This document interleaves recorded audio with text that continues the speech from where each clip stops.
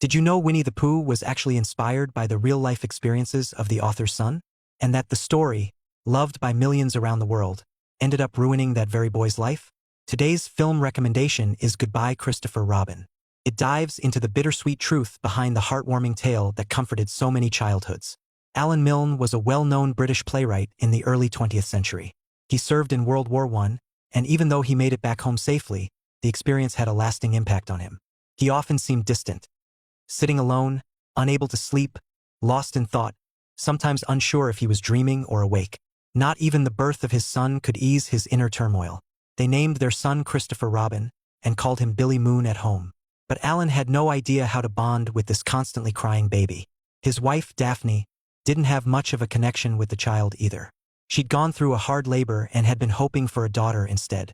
The thought that their son might grow up and one day go to war like his father terrified her. So, rather than raise him themselves, they hired a nanny named Olive to take care of Billy. Meanwhile, Alan and Daphne spent most of their time wrapped up in London's social scene. Most of Billy's childhood memories were simply of him by the window, watching his parents come and go. One night, during the launch of a new play, Alan had another episode. Standing in front of a packed crowd, he froze, couldn't get his words out, and ended up fleeing in panic. Unlike many who seemed to move on after the war, Alan couldn't pretend nothing had happened. He kept asking himself, what was the point of all the pain and loss if everyone just carried on like it was nothing? If nothing changed, wouldn't war just keep happening? That's when he made a big decision. He left the buzz of London behind and moved the family to the countryside. He needed quiet, space to think, to write, to heal. But even surrounded by trees and birdsong, Alan still couldn't escape the sounds in his head. He could still hear the buzzing of flies, the same sound he remembered from the battlefield. He tried to calm himself down, though his frustration kept bubbling up. Little Billy, watching from the side, thought his dad was just scared of the bees. So he gently told him, as long as you don't bother them, they won't sting you. They're just trying to make honey. That simple line, so innocent, so pure, caught Alan off guard. It's just bees, he thought with a faint smile. It was Billy's childlike honesty that quietly untangled the thoughts in his mind. Alan was grateful, but Daphne didn't see it the same way. She thought Billy was just a distraction, keeping Alan from focusing on his work. Alan's fame was something Daphne loved to show off in London's social circles. If it weren't for Alan's writing, she would have never left the city to live out in the middle of nowhere. But since they moved, Alan hadn't written a single word. When she questioned him, Alan finally admitted he didn't want to write crowd-pleasing plays anymore. He wanted to say something bigger, something meaningful. He was thinking about where the whole country was headed, and he wanted to write about anti-war. Daphne thought that was a naive dream. Being anti-war is like saying you're against Wednesdays. She scoffed. She couldn't stand all the talk with no results. So she packed up and returned to London on her own. And unless Alan started writing something truly amazing, she said she wasn't coming back. After Daphne left, the nanny Olive had to leave too. Her mom was sick, and she had to go look after her. That left just Alan and Billy, alone in the quiet countryside. Billy had no one else to play with except his stuffed animals. He knew his dad was trying to write something important, but deep down he kind of hoped his dad would write something just for him. A book he could read. He promised he would. Alan didn't take it seriously. He figured Billy just wanted more playtime. So the two of them played cricket, went exploring in the woods, and came home to eat pie when they got hungry. Alan even invited Billy's friends, Winnie, Tigger, and the rest, for lunch. And after a big imaginary feast, Billy came up with a wild new idea. They should become snow hunters. Come on, don't get frostbite. The forest in early spring turned into a snowy wonderland. But in an instant, a snowball knocked Alan back into the battlefield in his mind. He thought he was being attacked by an enemy. Acting on instinct, he tackled Billy to the ground. Billy didn't understand what was going on in his father's head. He just calmly tried to change the subject. He pointed to the trees and said he thought an owl lived up there. If you look closely, you can even see the front door. Once again, Billy's imagination broke through Alan's darkness. Alan had come to the countryside hoping that writing an anti-war book would bring him peace. But it wasn't silence or solitude that healed him. It was Billy's innocence and wonder. That's when Alan finally knew what he needed to write. He called up his friend Ernest. Together, they decided to create a book of poems and illustrations based on Billy and his stuffed animal friends. That book would become Winnie the Pooh. He used Billy's real name, Christopher Robin, as the name of the main character. Because while it was Billy's name, it wasn't quite the real Billy. They recreated the moments Billy spent playing in the woods, visiting Owl with a red balloon, wandering freely among the trees, and living in a world full of imagination. Ernest said it felt like a fairy tale version of paradise. Alan sent one of the poems he'd written for Billy to Daphne, who was still in London. When she read it, she knew Alan had found his voice again. She kept her promise and returned to the countryside. And on a whim, she submitted the poem to a magazine. The issue sold out instantly. People bought copies not just for themselves but for friends and family. Olive, back from her hometown, said her relatives had even ripped the page out and framed it. When the Winnie the Pooh books came out, they were a smash hit. The stuffed animals flew off the shelves. Kids everywhere could name every single character. After the war, people were heartbroken. Many had forgotten what happiness even felt like. But Pooh was like a faucet. Once you turned it on, happiness flowed out and filled people's hearts. Naturally, no one wanted to let that feeling go. This 6-year-old kid not only has to reply to tons of letters from readers, but also has to show up in performances the town puts on just for him. Even his phone calls with his dad are recorded and broadcast on the radio for everyone to hear. This kid was one of the world's first child stars. He was the real-life inspiration behind Christopher Robin from the globally beloved Winnie the Pooh stories. When he was 6, his father, Alan, created Winnie the Pooh based on the times he spent playing in the forest with his stuffed animals.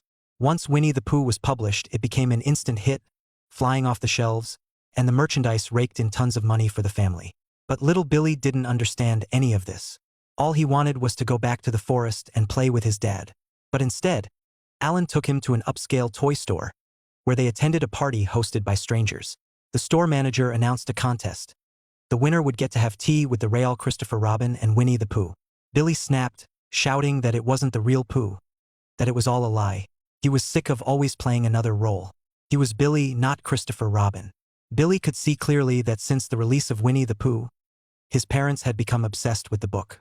He was just the tool they used to show off to the media and readers. To him, his mom wasn't really his mom anymore. She was like his agent.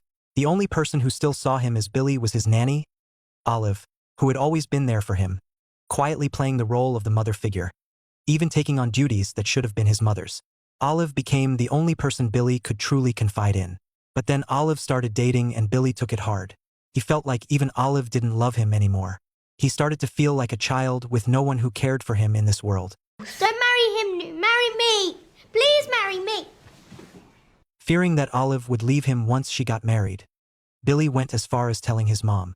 But Daphne's harsh words only made Olive more certain about her decision. Before she left, Olive threw aside her role as a nanny and told this couple exactly how she felt. I don't think you've been doing what's right for Billy. Not at all. Olive was right. Alan thought he had written a book for his son, but in truth, he had stolen Billy's story and used it to build his own success. Along the way, he also took away his son's joyful childhood. Daphne was even more consumed by greed, treating Billy like a product to be managed. She packed his schedule with endless media appearances, never once considering how he actually felt. When father and son went out for a simple meal, they were treated like a public attraction, stared at like animals in a zoo. The bright smile that used to light up Billy's face slowly disappeared. Eventually, Alan realized what he had done. He told Billy he would stop writing the Winnie the Pooh series and decided to send him to boarding school, thinking it might give him a fresh start. But Billy's delicate, doll-like features made him a target. Kids mocked him for looking like a girl, and once they found out he was the real-life Christopher Robin, the bullying only got worse. As Billy grew older, World War II broke out, and he finally saw a chance to prove himself. But he failed the physical exam, and while his parents were quietly relieved, Billy was crushed. Alan tried to comfort him, saying there were other ways to help the country, like changing road signs to confuse the enemy. He even mentioned how the 100 Acre Wood was doing its part. But Billy didn't want to hear about that silly bear anymore. In that story, he was just a made-up character, never real. But now he was grown, and he didn't want to be Christopher Robin anymore. He wanted to be a soldier, a real person. And even though he knew he wasn't fit to serve, he also knew his father could make it happen if he wanted to. Billy finally got his wish. He put on the uniform and became a soldier. At the train station, right before departure, he looked at Alan and said the bear had turned his life into a tragedy. Even the smallest mistake at school would get him bullied. Those days they spent playing in the forest, to him, it felt like his dad was just doing research for the next book. After that, Alan never played with him again. And worst of all, he turned those precious memories into something to be sold. Billy refused to take even a penny from the money earned through Winnie the Pooh. He didn't want it because to him, those moments weren't business. They were just a boy playing with his dad.